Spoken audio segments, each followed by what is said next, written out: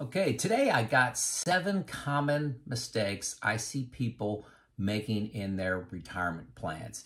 I've been making a lot of videos. I'm well over 350 videos out there. I get a lot of comments. I have a lot of emails come in.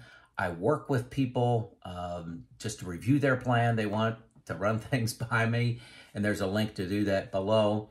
And some common themes come out.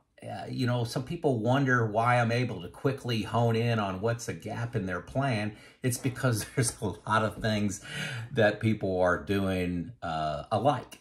So I wanted to cover those really just to help you with your retirement plan and remove some of the fear into making that jump into retirement. Before we get going, hit like and subscribe. If you do leave a comment, and I love getting the comments, you did a great job last time. Put the country, city, that you're from. I love, those really motivate me when I get a lot from the United States, but I love getting them from the United Kingdom, from Australia, from the Netherlands, from Hong Kong, Indonesia. So let me know where you're coming from. So common problems with people's retirement plans. Number one, they don't take into account taxes. This is number one, almost everybody. They think about saving up enough money. They're doing that pre-tax. Some even are doing Roth IRAs kind of things pre-tax, but they don't project out 10, 15, 20 years what their tax liability is going to be. I think, quite frankly, it's because their spreadsheets don't take that into account. They're thinking about the 4% rule or their withdrawal rate, and hey, I'll think about that every year.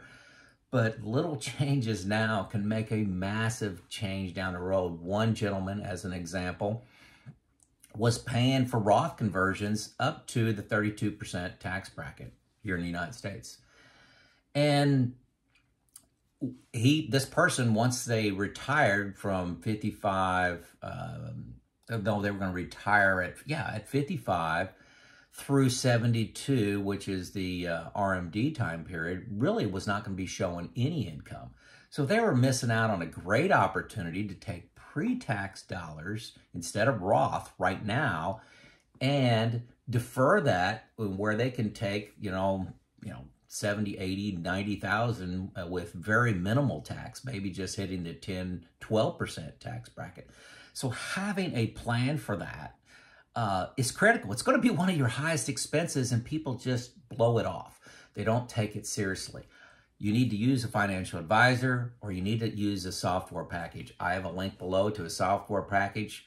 Please stop trying to do this with Excel.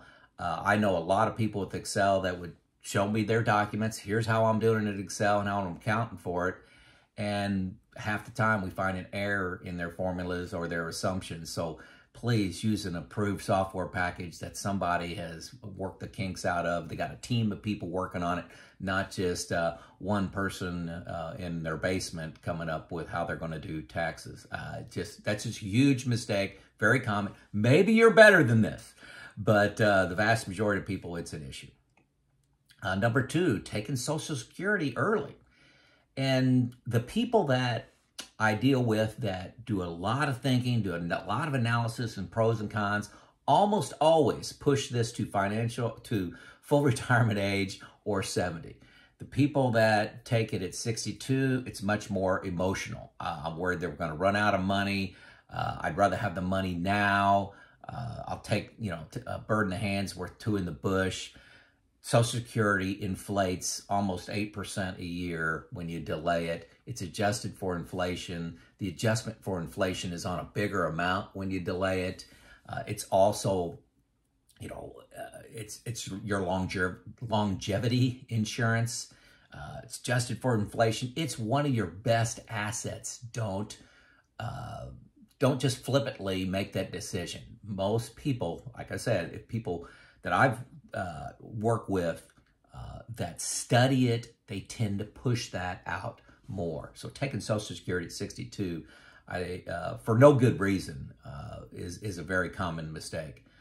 Number three, overestimating your medical premiums. Gosh, it's very common. People tell me it's $1,000 a person to get good medical insurance, and so they're putting in their formulas for their early retirement of $2,000 a month for if they're a married couple.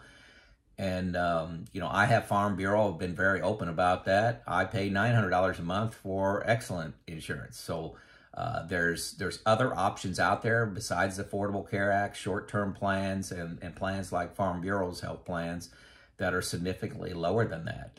And people love hearing that from me. Hey, guys, you got other options out there. Number 4, managing one-time expenses. People put in, if they're trying to retire early, they say, hey, my spending is $70,000 a year. And I said, well, okay, what happens when your daughter gets married? You need to buy a new car, you need a roof on the house. And they just kind of stare at you like, I don't have that factored in. So you need to factor into your budget one-time expenses. What I do is I manage by buckets. You've heard me say this before, bucket 1, 2, and 3. Bucket 1 has 4 years of expenses in it. What I do is keep inside my 4-year window, I put one-time expenses in, okay? So if I think I'm gonna get a new furnace, new car, child's wedding, whatever that happens to be, I'll put that in as a one-time expense, and I have a 4-year window for that, okay? Number 5 is planning for, this is not, good news, planning for one of the spouses to die early. Sometimes a person has a lot of their nest egg is in a pension and it's only covered 50%, surviving spouse. Sometimes it's your income is from rental property and you've got 12 pieces of rental property that one spouse manages and the other spouse knows nothing about. What's the plan when the knowledgeable person on the rentals dies? Think through everybody thinks through living to 90, living to 95. Few people think about one person dying at 65, 1 year after they retire. What's that mean for the other spouse? How are they going to handle investments? In my situation, I'm doing everything with our long-term money.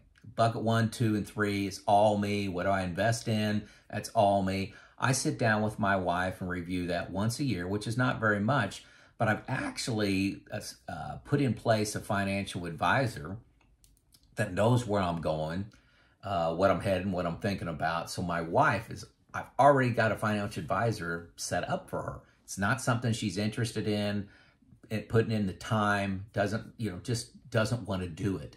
Hey, financial advisor makes sense if you don't want to manage this. So what is your plan if one of you, especially the person that does the managing of the finances and of the rental properties, whatever your investments are, what happens if one of you dies early? Pensions, the same thing. So that's number 5. Number 6, fear. Fear is very common. Every single person I've talked to has fear of making that jump to retirement.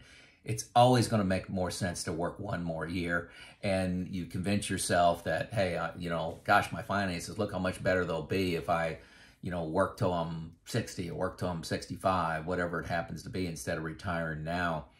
The key there, and what I talk people through is, what are you retiring to? Retirement is not a destination. It's a new journey starting, okay? A new journey starting. So to get passionate about jumping through that fear to, retirement, you got to know what you're retiring to. One guy I talked to is, just recently was wanting to be an umpire and get involved in baseball again. Very exciting. A lot of people want to travel. And they got all these plans to travel. Well, start planning your first couple years of travel and knowing what you're going to do, and that'll create that excitement to help you work through that fear. Also, an important thing of working through fear is to get out of your basement of working alone on your retirement plan and share that retirement plan with others. You've got to have a close friend. You got to have a retirement group, or you got to use a financial advisor. Doing this alone in your basement, in your bunker, and not sharing what your plan is with other people, I think is a recipe for disaster and mistakes, okay? That's me. Number 7, what are you going to do with your time? So many people are so fixated on the money that they don't think through all the time you're going to have when you're retired. And it is significant. You can't, you can't. Some people travel 12 months of the year, okay? I got a friend that does that. Most of us travel 3 to 4 months on the high side. Okay, that still leaves 8 months. So what are you going to do with all this time?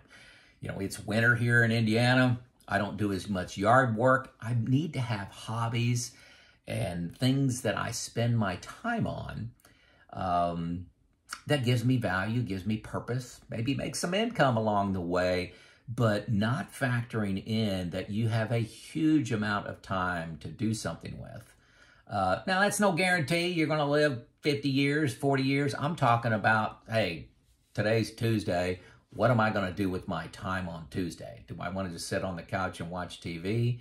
Want to play on the internet? Or am I going to belong to a nonprofit? Am I going to volunteer? I'm going to work part-time at a job I love. What are you going to do? You can make a YouTube channel.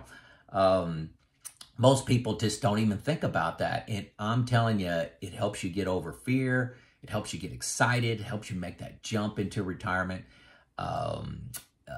What are you going to do with your time? Big deal, big deal. So those are my 7. I like to come up with a why. Why do people have these, 7 common mistakes? Number 1, they're doing their plans alone in their bunker, in their basement, all by themselves. And folks, it's easy to make mistakes by yourself. I said on an earlier video, think about you writing an essay, a 200-word essay, and you reread it 5 times. You hand that to your spouse or a friend and have them look for grammatical errors, and they will find 3, 4, 5, 6 grammatical errors. And that's on a simple essay that you wrote. Do you really want to have your retirement plan based on you alone in your basement bunker? Okay? I think that is a horrible idea. Get a friend. Share it, do intimate sharing on what your plan is and let them poke holes on it, in it. Get a retirement group. Get 3, 4 people together, intimate sharing, have them challenge you, look for holes. I've got that. That's what I'm huge on. Hey, a financial advisor makes a lot of sense for a lot of people, and that's one of the things they do. They help you from making these mistakes, and they're very common. And this audience that's listening to me is much more educated than the average person. This is not a slice of the population that listens to this YouTube channel. You're in the top 10%. So yeah, good for you. But still, us in the top 10% of knowledge, we make mistakes. I make mistakes. And that's why I have this team of people working with me to help point out my errors. Last thing on why people make some of these mistakes, and I said this earlier, but a lot of people think retirement is a destination, not a new journey. It's the start of something new, okay? And that start of something new, you need to make it exciting. You need to have it thought out. It can be travel. It is travel for a whole lot of people. But it can be extremely boring if you don't have passions, money to spend on those passions, if they happen to be travel, or income you can get from those passions. So think through your journey, not this simply as a destination, and I'll figure out when I get there. It'll help you make that leap of faith to retirement if you know it's a new journey. So there you go. Do you have more to add this list? What are the common mistakes that you see? Comment to me and leave the city, country, state that you are from. This is Joe out.